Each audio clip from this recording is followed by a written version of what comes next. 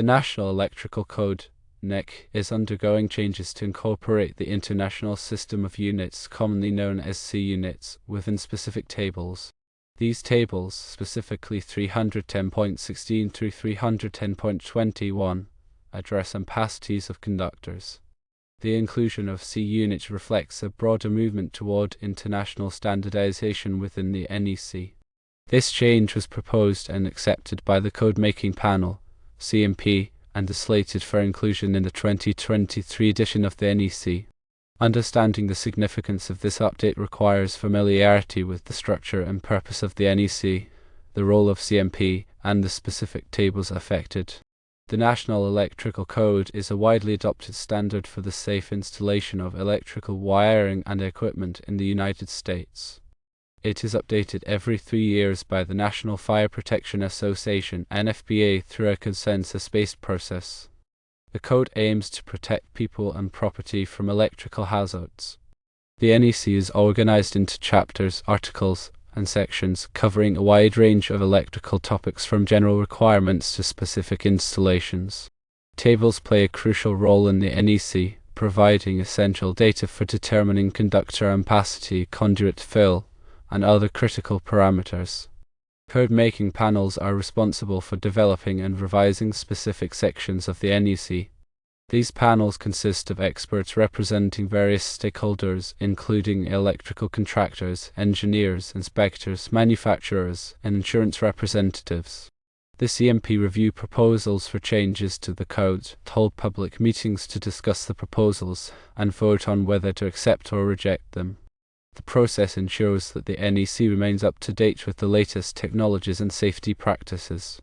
Tables 310.16 through 310.21 are central to determining the allowable ampacity of conductors under various conditions.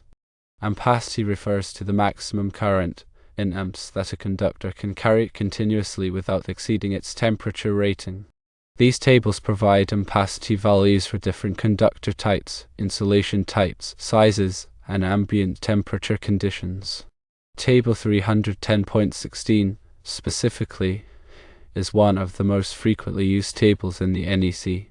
It lists the allowable ampacities of insulated conductors rated up to 600 volts, not more than 3 in a raceway cable or earth, based on an ambient temperature of 30 degrees Celsius, which is 86 degrees Fahrenheit. The table provides ampacity values for conductors with different temperature ratings, such as 60 degrees Celsius, 75 degrees Celsius, and 90 degrees Celsius. These temperature ratings correspond to the maximum operating temperature of the conductor insulation. The table also specifies the conditions under which the ampacity values are applicable, such as the number of conductors in a raceway or cable and the ambient temperature. Tables 310.17 and 310.19 provide ampacity values for single conductors in free air, while Table 310.18 covers ampacities for 3 single insulated conductors in a triangular configuration in underground ducts. Tables 310.20 and 310.21 address ampacities for conductors in cable trays and conductors in ducts. The existing tables primarily use American wire gauge, AUG, and circular mill sizes for conductors, and ampacity values are given based on Fahrenheit temperature scales. The addition of C units to these tables means that conductor sizes may also be expressed in square millimeters, and ampacity values will be correlated to Celsius temperature scales as well. This dual notation will provide greater flexibility for international users and promote consistency with global standards. The specific format of the C unit integration could take different forms. It is possible the C values will be included directly within the existing tables, either alongside the AWG sizes or in separate columns. An alternative approach could involve creating separate tables dedicated exclusively to C units. However, considering the information, it is likely that the C units will be incorporated directly into tables 310.16 to 310.21 as either a column next to the NQuat size NQuat column, or added to a table like that of 300.1c with the English values in parenthesis. The decision of how to implement the C units will likely consider factors such as clarity, ease of use, and minimizing disruption to existing practices. Regardless of the specific format, the inclusion of C units in these tables will have several implications. Firstly, it will require electrical professionals to become familiar with C units for conductor sizes and temperature ratings.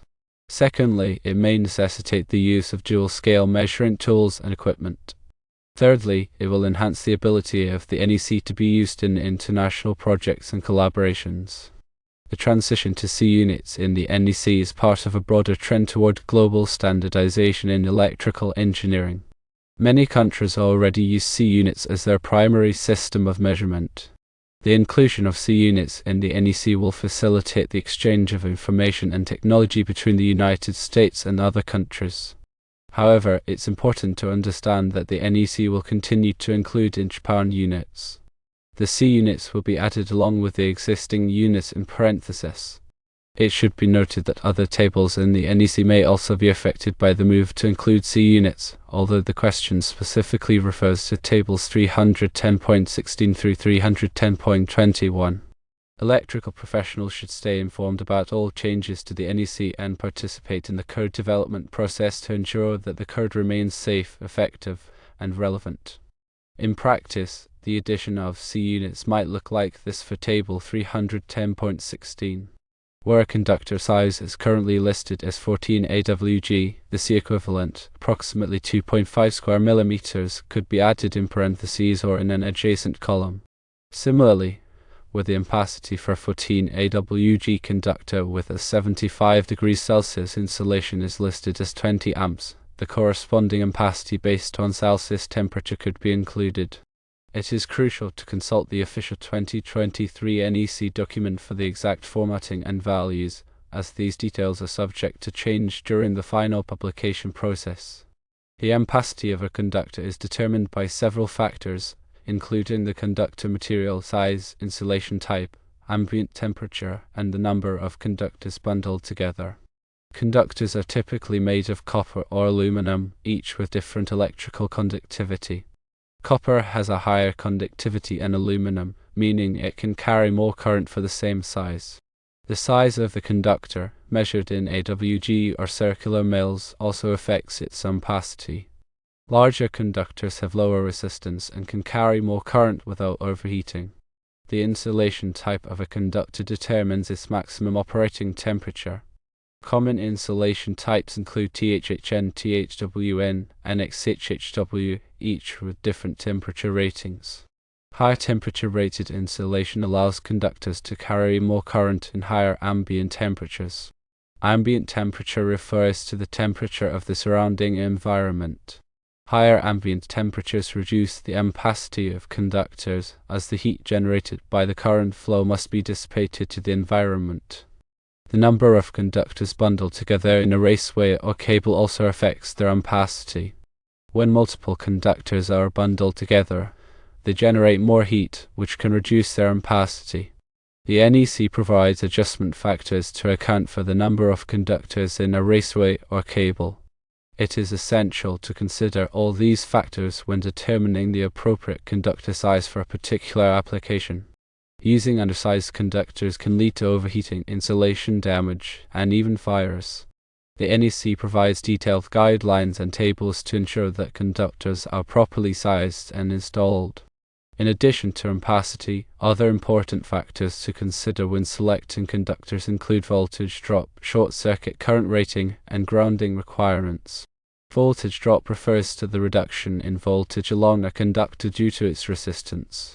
Excessive voltage drop can cause equipment to malfunction or operate inefficiently. The NEC provides recommendations for limiting voltage drop in branch circuits and feeders. Short circuit current rating refers to the maximum current that a conductor can safely withstand during a short circuit fault. Conductors must be protected by overcurrent devices, such as circuit breakers or fuses, to prevent damage during a short circuit. Grounding is an essential safety measure that provides a low impedance path for fault current to return to the source. Grounding conductors must be properly sized and installed to ensure effective protection against electrical shock and fire hazards. The NEC contains detailed requirements for grounding and bonding electrical systems. Staying up to date with the latest changes to the NEC is crucial for all electrical professionals. The NEC is constantly evolving to reflect new technologies, safety practices, and industry standards. Changes to the NEC can affect the design, installation, and inspection of electrical systems. Electrical professionals should participate in continuing education courses, attend industry conferences, and review the latest editions of the NEC to stay informed about the latest changes. It should also be noted that while the NEC provides a comprehensive set of guidelines for electrical safety, it is not a substitute for sound engineering judgment. Electrical professionals should use their knowledge and experience to make informed decisions about the design and installation of electrical systems. They should also consult with qualified experts when necessary. The inclusion of C units in the NEC is a significant step toward global standardization in electrical engineering. This change will enhance the ability of the NEC to be used in international projects and collaborations, and it will promote consistency with global standards. Electrical professionals should embrace this change and become familiar with C units for conductor sizes and temperature ratings. The NEC, with its regular updates and revisions, stands as a testament to the ever-evolving landscape of electrical safety and technology. It's a living document shaped by the collective expertise of professionals dedicated to ensuring the safe and efficient use of electricity. The introduction of C units is simply the latest chapter in this ongoing story. For example, NEC Table 310.16 provides ampacities for conductors based on factors like insulation type and ambient temperature. Let's consider a specific scenario where we need to determine the appropriate conductor size for a 20 amp circuit using copper conductors with THHN insulation operating in an ambient temperature of 30 degrees Celsius. Currently, using the inch-pound system, we would consult Table 310.16 and find that a 12 AWG copper conductor with THHN insulation is suitable for a 20 amp circuit, assuming certain conditions are met. Now, with the inclusion of C units, the table might display the conductor size in square millimeters alongside the AWG value. A 12 AWG conductor is approximately equivalent to a 3.31 square millimeter conductor. So, the table could show 12 AWG 3.31 mm squared. Similarly, the ampacity values could be adjusted to reflect Celsius temperatures. For instance, if the table currently shows an ampacity of 20 amps for a 12 AWG THHN conductor at 86 degrees Fahrenheit, it might also display the equivalent ampacity at 30 degrees Celsius, which is the same temperature. This dual notation would provide greater clarity and convenience for users familiar with C units. To further illustrate the impact, let's consider another scenario where we need to determine the ampacity of a conductor in a high-temperature environment. Suppose we have a 10 AWG copper conductor with XHHW insulation operating in an ambient temperature of 40 degrees Celsius. Currently, using the inch-pound system, we would consult Table 310.16 and apply any necessary correction factors for the ambient temperature. The table might show an ampacity of 30 amps for a 10 AWG XHHW conductor at 86 degrees Fahrenheit, but we would need to adjust this value based on the ambient temperature correction factors provided in the NEC. With the inclusion of C units, the table might directly display the ampacity for a 10 AWG 5.26 mm squared XHHW conductor at 40 degrees Celsius, eliminating the need for manual calculations and conversions. This would simplify the process and reduce the risk of errors. The NEC transition towards incorporating C units, particularly in key tables like 310.16 through 310.21, represents a progressive step towards international harmonization. By providing dual notation for conductor sizes and ampacity values, the NEC aims to bridge the gap between different measurement systems and facilitate collaboration on a global scale. Electrical professionals are encouraged to embrace this change and familiarize themselves with C units to ensure accurate and efficient electrical installations. The inclusion of C units in the NEC tables will also necessitate some adjustments in the way electrical calculations are performed. For example, voltage drop calculations, which are used to determine the voltage loss along a conductor, will need to be adapted to use C units for conductor length and resistance. Similarly, short-circuit current calculations, which are used to determine the maximum current that a conductor can safely withstand during a short-circuit fault, will need to be adjusted to use C units for conductor impedance. The NEC provides detailed guidelines and formulas for performing these calculations, and electrical professionals should consult these resources to ensure that their calculations are accurate and compliant. Another area where the inclusion of C units will have an impact is in the selection of electrical equipment and components. Many electrical components, such as circuit breakers, fuses, and transformers, are rated in amps and volts based on the inch-pound system. Electrical professionals will need to be able to convert between inch-pound units and C units to ensure that they are selecting the correct equipment for a particular application. The NEC provides conversion factors and tables to assist with this process. The inclusion of C units in the NEC is not intended to replace the inch-pound system entirely.